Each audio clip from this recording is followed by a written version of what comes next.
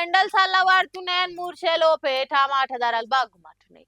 మొన్న పారి కిలో 100 నుంచి 200 పలికిన టమాటా ధర పంటేసిన రైతులను రాళ్ళని చేసింది.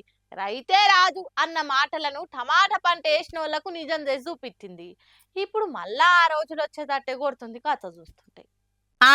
ఇనురమ్మ అక్క చెల్లెళ్ళంతా జరొంట రూమ్ లా సూసి మెదులుకొర్రి ఉన్నాయి కదా అని రెండొద్దులకోసారి అల్క ఒడుస్తుంది అనుకుంటా టమాటా చారు, టమాటా తొక్కు, పుదీనా టమాటో పచ్చడి, టమాటో బాతు, టమాటా పప్పు చేసుడు మెనులకెళ్ళి తీసేయురి. ఏడాది కింద ఇదే టైంకు దేశం మొత్తాన్ని ఓ ఊపుడూపింది. కిలో టమాటా 100 రూపాయల నుంచి 200 పలికి టమాటా రైతులను కోటీశ్వర్లను చేసింది. అటెనక మెల్లమెల్లగా అగ్వై కిలో 20-30 రూపాయలు నడిచింది. ఇక ఒక్కపారే రిచెస్ట్ వెజిటేబుల్ అనిపించుకొని ధర దిగేసరికి నాముష అనిపించిందో ఎట్లనో గాని మళ్ళా బగ్గుమంటుంది ధర. ఈసారి 100-200 కాదుల్లో ఏకంగా 300 దాకా వలుకుతుండొచ్చని అంటుర్రు. ఇక పొదుపుగా వాడుకోర్రి. ఇక ఈ సంగతి ఎరకగానే ఇన్నవ అవధినే టమాటా పిరమైతుందట. నేను ఇప్పుడే ఓ 70 తొక్కు 100 పెట్టుకుంటా అనుకుంటా గుసగుసలు పెడుతురట ఆడకట్టులా ఆడోళ్ళంతా. మంత్రి పొన్నం సారు మస్తు కారెడ్డాల మనిషి అన్న సంగతి అందరికి తెలిసిందే. నాయే మాట కటువు ఉంటది గాని మనసు ఎన్న పూస అంటుంటారు. శాతలు కూడా గరుకున్న సారు చాలా సురుక అంటుంటారు. ఇంతకు సార్ మళ్ళేం చేసిండు అంటే చూడురి. పొన్నం సారు మంత్రి అయినా కూడా అట్లుండనే ఉండడు.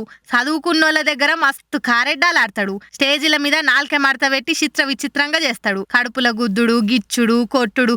అబ్బో సార్ తోటి ఉంటే మస్తు గమ్మతుంటది. చూసేటోళ్లకు సీరియస్ అనిపిస్తది గాని సార్ అన్ని జోకులే చేస్తుంటాడని దగ్గరోళ్ళు చెప్తుంటారు. అయితే హన్మకొండ కాడ అంబేద్కర్ విగ్రహావిష్కరణ కార్యానికి పోతే ఆడ జెడ్పీ చైర్మన్ మారపల్లి సుధీర్ కుమార్ నుండి కాంగ్రెస్ పార్టీ హామీ ఇచ్చినట్లు అంబేద్కర్ అభయహస్తం కింద దళిత కుటుంబాలకు 12 లక్షలు ఇచ్చి మాట నిలబెట్టుకోవాలని అన్నాడు. అంబేద్కర్ అభయహస్తం పేరు మీద దళిత బంధు పథకంలో కూడా 10 లక్షలు కాదు 12 లక్షలు ఇస్తామని చెప్పారు.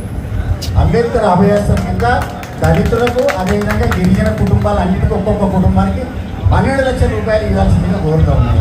ఈ సందర్భంగా మంత్రి గారు ఇక్కడే ఉన్నారు.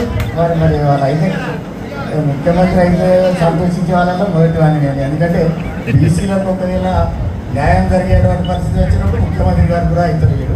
వారికి అది ఉన్నారు. ఎందుకంటే ఎన్ఎస్సీఐ నుంచి పార్లమెంట్ సభ్యులు కూడా పార్లమెంట్ సభ్యులకి ఇప్పుడు హుస్నాబాద్ నియోజకవర్గంలో సన్ని కొద్ది కాలంలో కూడా మంత్రిగా ముఖ్యమంత్రి కూడా అయిపోయినటువంటి నమ్మకం మాకున్నది. ఏదన్నా మా ముఖ్యమంత్రి దగ్గర పోయాం కాబట్టి మా నియోజకవర్గంలో ఉన్నటువంటి ఒక మంత్రి గారికి నిర్ణయించాల్సినటువంటి అవసరం ఉన్నది.